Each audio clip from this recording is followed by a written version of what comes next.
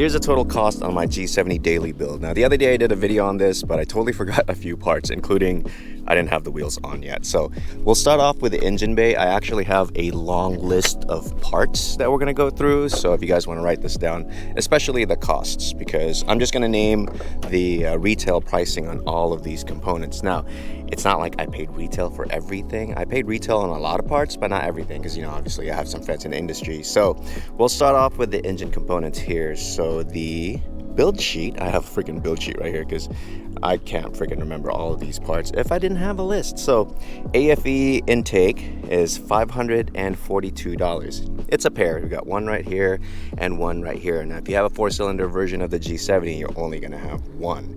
And then next we got AFE charge pipes. So same company. These guys right here are the charge pipes, and the bottom one right there. Replaced all that, and that's $804. Next, the BMS intercooler. So the OEM intercooler is pretty small in this car.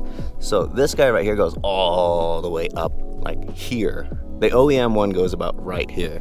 So yeah, it's pretty pricey. That's $700. JB4 is $678. JB4 is basically a piggyback that plugs into your sensors so you can make more power, you can tune in all that stuff. You obviously can't see that because I have it tucked away. Next will be the BMS, so Burger Motorsports CPI. Now CPI is basically charge pipe injection. I'm not sure if you guys could see that little thing right there shining, but essentially that's the 7th injector added, so I can run full E85 and make more power, hopefully, because we haven't tuned this yet. Next, that's $829, by the way. BMS brace, $249. These guys right here. This is just for show. It looks pretty dope. It's billet and it just gives the car character. Plus I like the shapes because it's so intricate and matches pretty much everything I've done to this car, like the wheels and all that stuff. Next, the oil caps.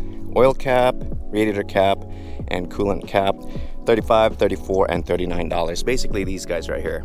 That's for the reservoir, that's for the oil, and this is for the radiator. Now some people don't consider this mods, but it's just details for me. So next, the snorkels. So Velosa Tech snorkels, $249. These guys right here. All right, and that basically funnels in air without restriction to the cold air airbox. Does it make a difference? I don't know, but it does sound cool. HKS spark plugs. I forgot which ones I bought from Lozek, but they're $165 for all 6. HKS plugs are very popular for these engines, the Lambda 2s, so yeah, go with those if you guys are boosting a lot more than factory. That's $165, like I said. Now, exterior, we're gonna close this. Exterior wise, the front lip from Adro, $950. Look at that, and it's got the Adro logo on there. This is carbon fiber, so all the Adro parts I added to this car is carbon, and I painted it, body match because it's just a little bit more grown up. So that's $950, and then the diffuser and side skirts. The side skirts is $945. So these guys right here. It's not too crazy, but it does add a little bit more flair to the side, and I like how they did that. So that's $945. And then the rear end, the diffuser. That diffuser right there is a pretty big piece, and that's going to cost you $1,100. And then next, the spoiler. This baby spoiler is $900. Again, these things are all carbon, so that's probably why it's a little bit pricey and spendy.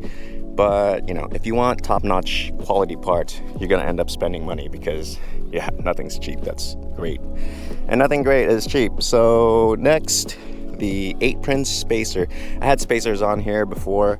The pair was like, I don't know, $150 a piece, but since I have the Rohanas, which we're gonna mention later, I took them off. So I probably shouldn't quote that, but if you have stock wheels, 25mm spacer makes a big difference on these cars. Okay, camber arms. Megan camber arms, you can't see these things. Let me show you. I think it's hard to see. Those blue arms right there, okay? There's like 4 of them in the back. There's camber, there's caster, there's traction, and there's trailing. So the camber arm is 160, traction arm is 154, trailing arm is I think 149, and then I got a whole list right here. And then the tow arm is 163. You need all those pieces so you can adjust the rear, especially if you're lowering the car and you want that stancy fitment. My fitment's pretty on point.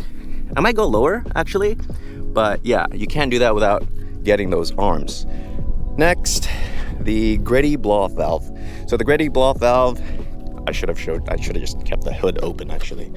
Let's pop it again. The gritty blow-off valves makes this car sound so cool because it makes all the noises. All right, so let me pop this up real quick. And they are billet and they're black. See that right there? So it matches all the caps and stuff that I have. Those are $680 for the pair. All right, and then the blow-off valve adapters, they're $120 a pair. And then I had to buy a whole new ECU for this thing so I could keep the OEM one while we flash the replacement. And that cost me, with tune, about $2,500 because, yeah, you go to the dealership and you have a tune on your ECU, they're gonna flash it back to OEM and probably void your warranty. So, yeah, I like to just get a spare, all right? That's optional, but nothing too crazy. PPF, so this whole car is actually PPF'd by AeroWorks. That's about $2,500. So, you know, I've had this car for a good year now, no chips. See that?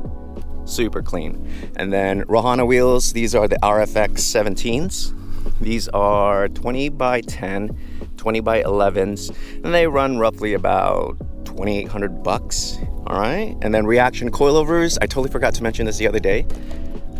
Reaction coilovers, camera adjustable, all that stuff. These are like $1,370. With Swift springs, they're $400 for the springs.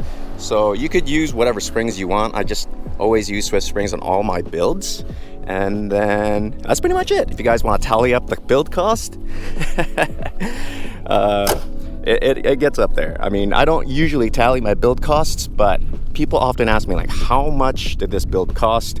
And where do I get the parts? What parts are you using? And what do they cost? So I just like to do one of these videos to just do a quick rundown.